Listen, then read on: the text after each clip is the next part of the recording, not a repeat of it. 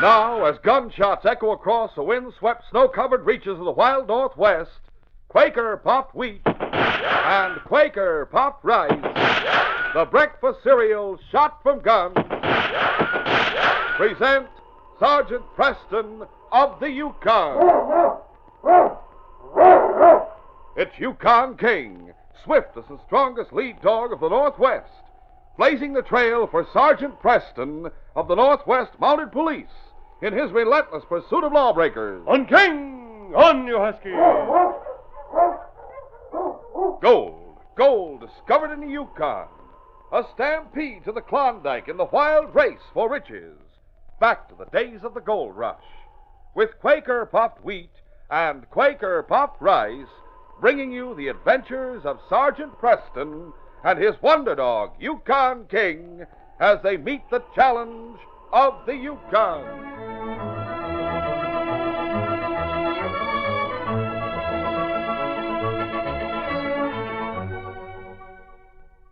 There's no one that can make a better cereal than Quaker puffed rice. It's nice. And when you hear that shootin', you're darn tootin' that Quaker makes the ones shot from guns. Yes, that's what the shootin's all about. The swellest tasting breakfast cereal you ever had. Quaker popped rice or Quaker popped wheat. Reach for the big Quaker red and blue package every morning.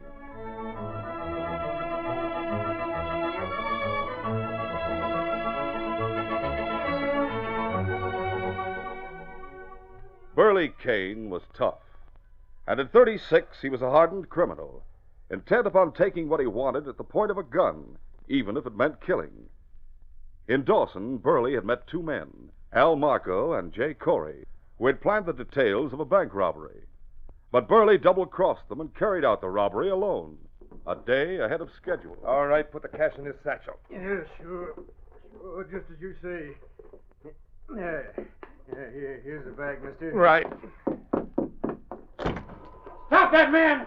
It's a hold-up. Don't let him get out! I'll fix you for that. In making his getaway, Burley had killed the bank teller. He headed into the frozen north, and some distance above 40 Mile, hid in a cabin he had used before as a hideout. He felt secure because a recent snowfall had covered his tracks. Consequently, Burley was more than surprised when the door of the cabin was suddenly shoved open and he faced a gun in the hand of Sergeant Preston. Don't move. A Mountie. I'll show you. No! Watch him, King. You took me by surprise. You're wanted in Dawson for robbery and murder. I've come to take you back. First, I'll put on these handcuffs. Easy. Your bullet grazed my wrist. I'll bandage it. Sergeant Preston bandaged the slight wound as the intelligent dog King stood guard over the surly killer. When the sergeant had finished, Burley Kane spoke again. A long, tough trip back to Dawson, Mountie. We'll make it. Where's the loot from the bank robbery? You can't prove I robbed a bank. You were recognized during the holdup, Kane. Ah, so you know my name. Yes, and your record. Now search the cabin for the loot. On guard, King. With King standing in front of him, Burley sat with manacled hands, watching as Sergeant Preston started the search. Finally, a small black satchel was found under one of the bunks. Ah, here it is. All right, so you found it. This is the evidence that will clinch the case against you, Kane, and send you to the gallows. Like I said before, Sergeant, it's a long, tough trip back to Dawson. And from the looks of things, we're in for a blizzard before nightfall. I'm taking you back, Kane, and we're starting right away, regardless of the weather. Just as you say, Mountie. But a lot can happen between here and Dawson. I'll take the risk. What about my dog team? Going to leave those mutts here to starve? How many are there? 5. I'll hitch them in with my team and leave your sled behind. I have your gun and you're handcuffed.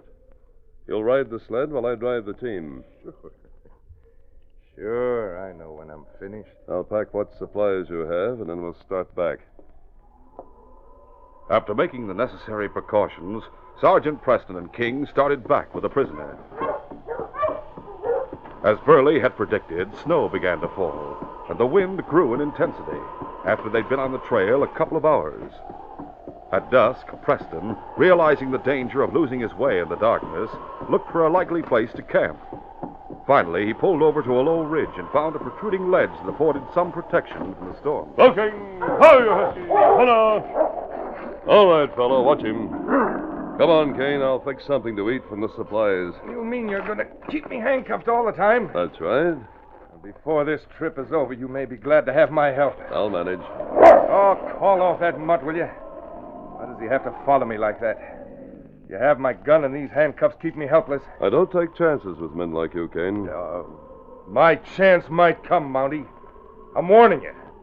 And if it does, there'll be one less Mountie in the Yukon. Sergeant Preston realized that Burley would need constant watching. But with King to help, he felt secure in taking short naps during the long night. At dawn, they again set out along the trail in the storm. On, King! On, you husky! The going was rougher than Sergeant Preston had anticipated. And finally, as they moved slowly along a treacherous, narrow ridge bordered on either side by ravines, Preston stopped the team. On, King! Ho, you husky! Ho! Tug line broke. I'll have to go ahead and fix it. I hope you slip into one of the ravines and break your neck. Thanks. I'll be careful. Under the circumstances, the sergeant knew Burley wouldn't try to leave the sled handcuffed as he was. But Burley kept his eyes on the Mountie as he bent over to examine the tug line. Burley cautiously leaned forward and, feeling under the robe that covered the sled, picked up the bag of meager supplies. Then, suddenly kicking off the robe and grasping the bag in both hands, he raised it and threw it into one of the ravines. That'll fix him. Hold it, Kane. What are you up to? I was too quick for you, Mountie. The supplies are at the bottom of that ravine. I threw that bag of stuff from the sled. Steady, boy. Kane, you fool. That bag contained most of our supplies. Only thing left's a small box of hardtack. Yeah, that's right.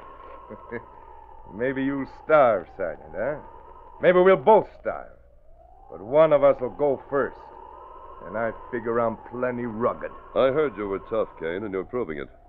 But I'll get you back to Dawson one way or another. Up front, King. All right, on, King! On, you husky!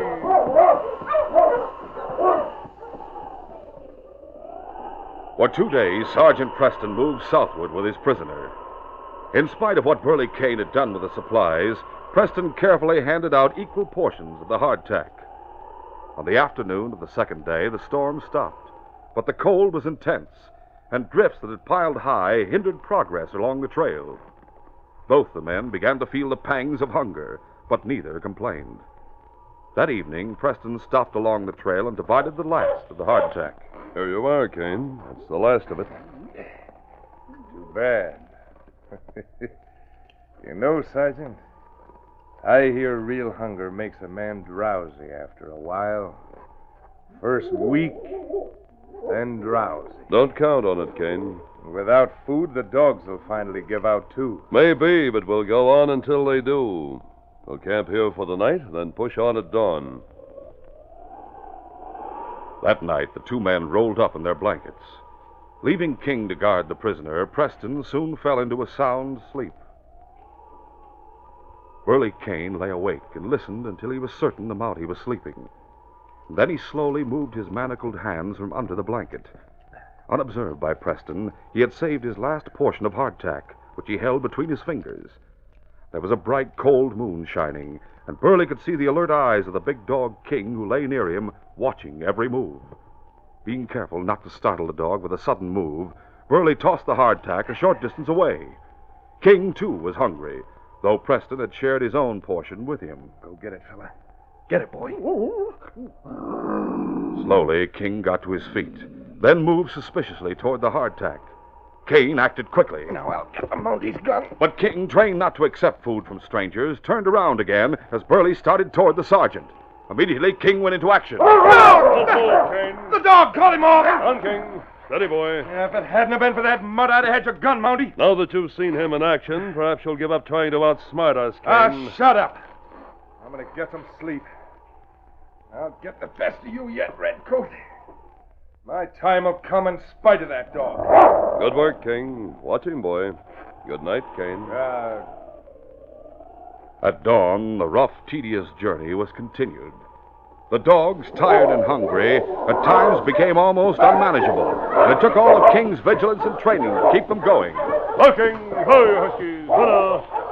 Your dogs are causing most of the trouble. Dogs are tired and hungry. Soon they'll give out altogether. Don't you realize your own life is in danger if we lose the team? Sure. But I'll get the satisfaction of having you die with me, Sergeant.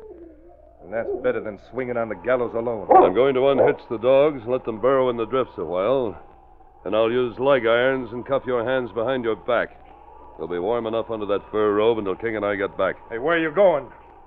Oh.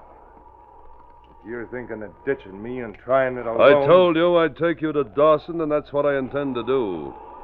Right now, I'm going over that ridge and see if I can spot a caribou.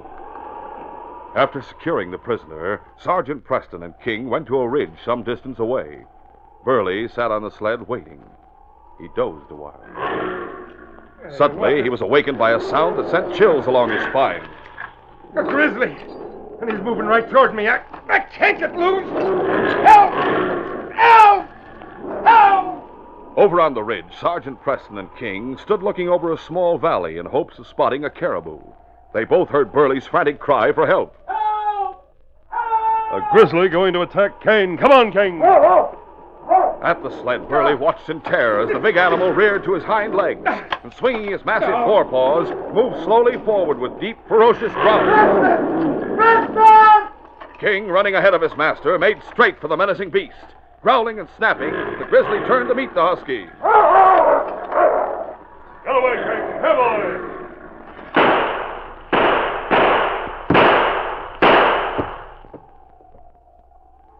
He's dead. I thought I was done for. I sure didn't want to die that way. You're safe now. This bear meat will feed the dogs and us, too. So you and the dog took a chance, Sergeant. Guess I ought to say thanks. I intend to get you to Dawson alive, Kane. We'll continue our adventure in just a moment.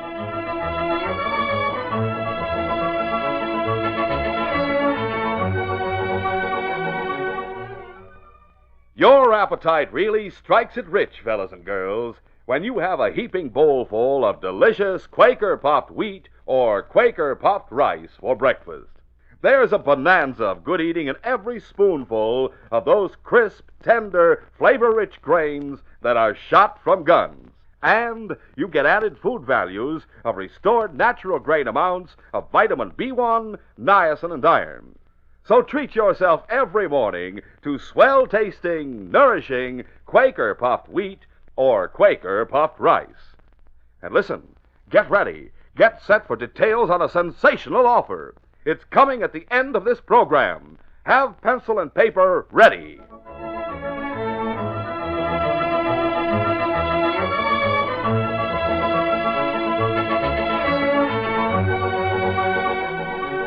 Now to continue.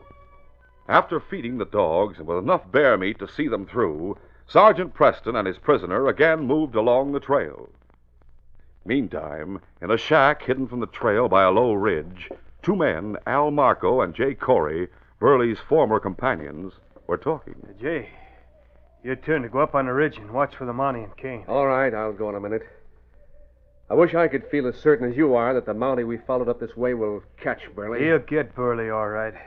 That Mountie's the best on the force, Sergeant Preston. He has a trained dog with him, too.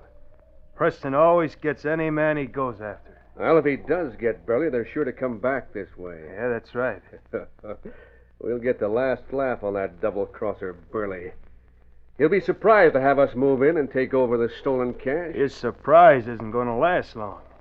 We'll plug both him and Preston, dump him in a ravine somewhere up here. Then we'll take off with the loot. Maybe it isn't going to be as easy as you think. Ah, look, remember what I told you. The first thing we do is spot them coming along the trail. And before they know anybody's around, we plug the dog. With that dog out of the way, we'll have a chance to get at Preston and Burley. Sounds easy. I'll go to the ridge and watch. If I see him coming, I'll signal you by waving my arm. Later, Sergeant Preston and Burley moved along the trail. King ran ahead of the team. Suddenly, there was a rifle shot. Hi, you huskies! Hello, ho! Preston looked toward the ridge, but saw no one. Gun in hand, he started forward, but soon found that his path was impeded by a ravine which was too wide to cross. Keeping his gun ready and his eye on the ridge, he returned to the sled and hurried to King's side. King, King, boy. No. Flesh wound on your shoulder. It's all right, boy. I'll bandage it and put you on the sled. Working fast and still alert for any movement along the ridge, Sergeant Preston bandaged King's wound, then carried the big dog to the sled. There. King will ride the sled with you, Kane. If I got my hands on the man who tried to kill him... How come you didn't go all the way to the ridge? Try to track whoever fired that shot. There's a ravine between here and that ridge. What's more, my job is to get you to Dawson. We'll go on now. All right, on, you huskies! As soon as they shot the dog, Al and Jay, fearing Preston might hit one of them, they tried to shoot again, quickly left the ridge and returned to the cabin. Well, looks like we put that mud out of commission. Yeah. And the Mountie couldn't get to the ridge to investigate. What do we do now? Pack up and follow him. We'll wait our chance and then take him by surprise. Maybe during the night. Come on, let's get busy. Right. Half an hour later, Al and Jay moved with their sled down along the ridge. The ravine came to an end about a mile further on, and it was there they expected to follow the trail behind Sergeant Preston. Better not move too fast, Jay. Best to keep our distance behind Preston so he doesn't find out we're following. Burley'd be plenty nervous if he knew who shot that dog. Yeah. He hasn't any idea we followed the Mountie up here. It'll be worth the trouble when we grab that loot. And after we get rid of both of them, we'll be able to travel without worrying about the Mounties being after us. Yeah. If the police ever come up to investigate what happened to Preston and they find him, they'll think Burley and the Mountie shot it out between them. And we'll fix it to look that way, too. Come on, Mush. Mush, you husky. At dusk, Preston once more made camp along the trail. Though King's wound wasn't serious, the big dog wasn't able to move around. As the two men prepared to settle down for the night, Burley spoke. We can't figure on much sleep tonight, Sergeant. Now that King can't get around, I might have the chance to get my gun from you. Sort of tough on you, isn't it? Hmm? No, it's going to be rather tough on you, Kane. After your attempt to get my gun during the night, I'm not taking any chances. I'll put the leg irons on you again. The short length of chain between the irons will allow movement of your feet, but not enough for you to walk freely. Also, I'll handcuff your wrists behind your back. Hey, but wait, Sergeant. How'll I be able to sleep? Sleep on your side. Now I'll secure you for the night. Burley was secured with the leg shackles and his hands manacled behind his back. The sergeant lay awake in spite of these precautions. He respected Burley's wily cleverness and felt the prisoner might use trickery regardless of his bonds. Finally, Burley Kane fell asleep. Well, he's asleep. You rest, King. I'll watch the prisoner. You'll soon be yourself again, boy. The strain of the journey began to tell on Preston. In spite of his determination to keep watch, his eyes finally closed. The moon was bright, and about an hour later, Preston was awakened by a warning growl from King. King? What is it, boy? The Mountie sat up. He saw King trying to rise, but without success. And two figures stood just a short distance away with ready guns. You're both covered, Mountie. See, your dog isn't much help right now. Why the gun? This isn't a friendly visit, Preston. Oh, I see you know my name. Sure. We followed you up here, didn't we, Jay? That's right. Hey, what? Al, Jay. Hey, hi, Burley. Nice to see you again. Even if you're a dirty double-crossing polecat. Hey, now take it easy, Al. I'm handcuffed and shackled. Look, this Mountie was taking me back to Dawson. But now that you fellas are here, you can set me free. We'll divide the loot. Look, it's over there on the sled. Thanks for the offer. We'll be glad to get the cash. All right, then take the Mountie's gun. He has mine, too. I'll keep Preston covered, Jay. Take his gun. Sure. Good thing we wounded that mutt. I've heard a lot about him. Yeah, but he's no good to Preston right now. I got the guns, Al. Get the key to the handcuffs. It's in his pocket. Nothing doing, Burley. You're going to die with your boots on. What? With the handcuffs on, too. Well, now, hold on. I thought You that... fool. You don't think we'd help you after what you did? We're going to kill you and the Mountie and the dog. And we'll have the loot to ourselves. Now stand up, both of you. When we're ready, we'll walk you to a ravine we saw back a ways. That'll be easier than dragging both bodies through deep snow. So you're the men who shot my dog, eh? That's right, Sergeant. Too bad we didn't kill him. But the shot did put him out of commission. Jay, go to the sled and get the cash. All right. Keep both covered, Al. Disregarding King, who lay near Preston's blanket, the crook Al took a few steps closer to Preston and Burley, so that King was slightly behind him. Preston, looking beyond the crook, saw the valiant husky slowly and quietly struggle to his feet. Burley, too, noticed, but he didn't speak. Suddenly, using every ounce of strength he could muster, King sprang forward, sinking his teeth into Al's ankle. No! At the same moment, Preston jumped forward and swung with his fist. I'll take that gun! No! Jay! Preston quickly bent down and grabbed the gun, but the crook Jay, bending over the sled, turned.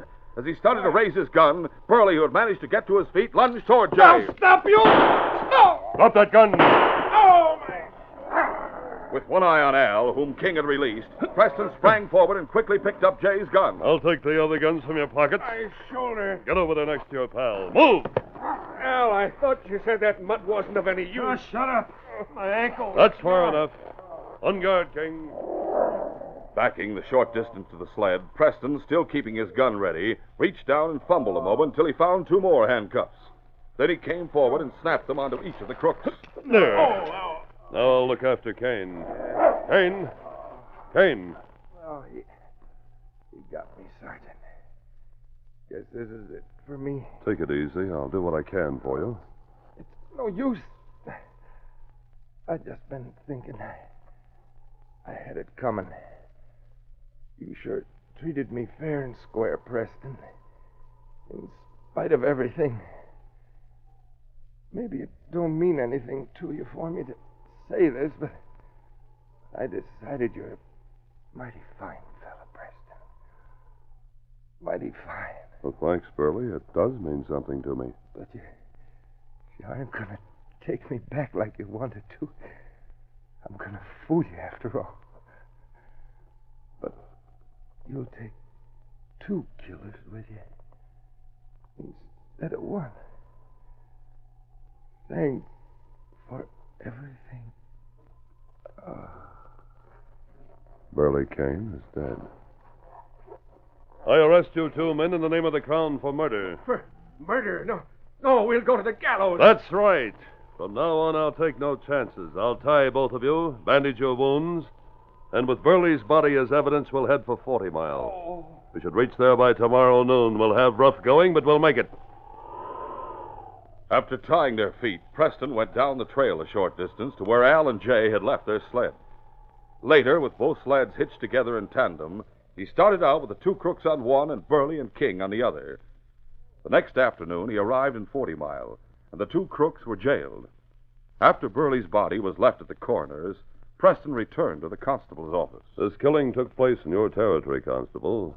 I'll leave the 2 prisoners here and go on to Dawson with the bank cash. Sergeant, you sure had a tough time of it.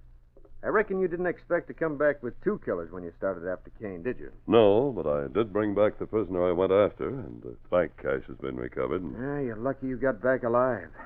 Oh, by the way, how's King? King's much better today, thanks. He'll ride the sled back to Dawson, and he'll soon be as well as ever. From what I've heard, he didn't let a bullet wound stop him from doing his duty. He's a real Mountie, Sergeant. He's a loyal friend, Constable. He forgot all about himself when he saw I was in danger. I'll be glad to reach Dawson after all this, and I'll be very glad to report that this case is closed.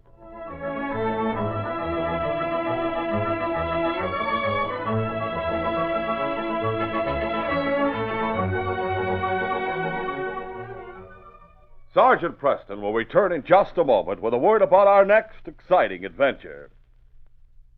Isn't it true, Sergeant Preston, that the famous totem poles in the Northwest give you a picture story of the Indians' lives and adventures? Yes.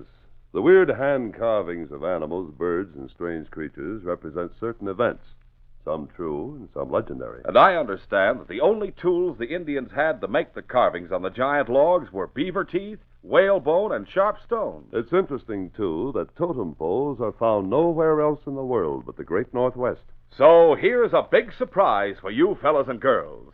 The most exciting opportunity you can imagine. Right now, you can get a whole collection of 5 different miniature totem poles. Authentic scale model totem poles are being offered for a short time only to friends of Sergeant Preston by swell-tasting Quaker puffed wheat and Quaker puffed rice.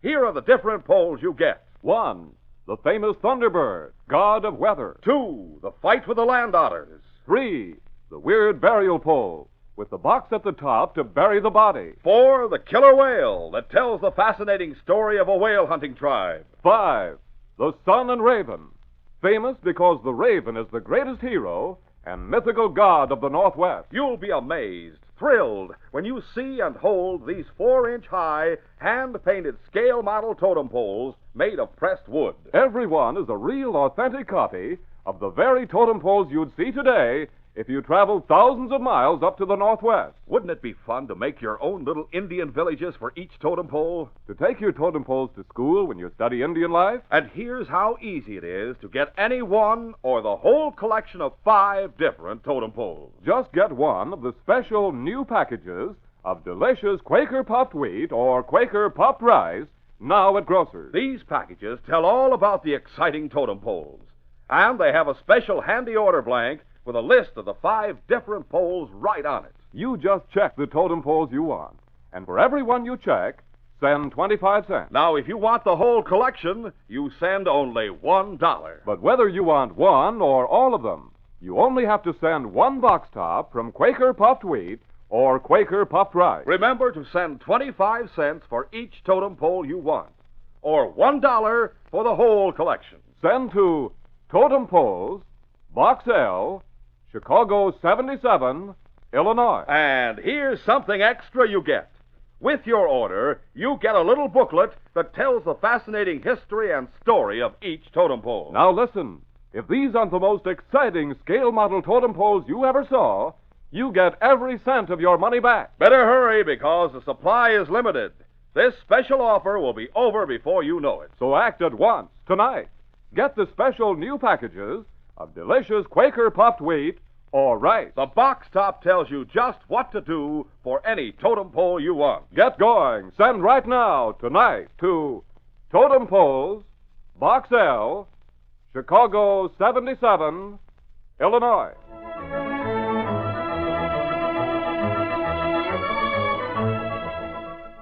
And now, here is Sergeant Preston. Sergeant Preston reporting for duty, Inspector. Sergeant, a 10-year-old boy was the only witness to the fact that Flora Coates' cafe safe was robbed, and she's been taken away by the crooks. The boy claims they intend to kill Flora. Is the boy telling the truth, sir? I'm sure of it. Talk to him and get all the facts. Then my only instructions are, Sergeant, find those crooks before they kill Flora and bring them back. I'll leave at once, Inspector. The word of a small boy is all the Mounties have to go on. Sergeant Preston is starting on a race with death, and he, too, may be a target for the killer's bullets. Be sure to hear this next exciting adventure. These radio dramas, a feature of Sergeant Preston of the Yukon Incorporated, are created by George W. Trendle, produced by Trendle Campbell Muir Incorporated, directed by Fred Flowerday, and supervised by Charles D. Livingston. The part of Sergeant Preston is played by Paul Sutton. Sergeant Preston of the Yukon is brought to you every Tuesday and Thursday at this same time by Quaker Puffed Wheat and Quaker Puffed Rice, the breakfast cereal shot from guns.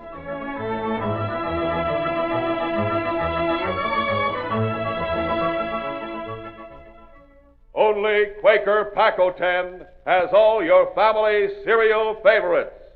A regular cereal pantry. That's Quaker Pack-O-10. 6 different, delicious, ready-to-serve cereals. 10 crisp, fresh individual servings. Pack-O-10, and only Pack-O-10, has wheat and rice shot from guns. And Pack-O-10 alone has the individual packages with the cellophane windows. There's both an inner and outer cellophane wrap to doubly protect that day it's made Christmas. Pick up a pack of Pack-O-10 at your grocer's tomorrow.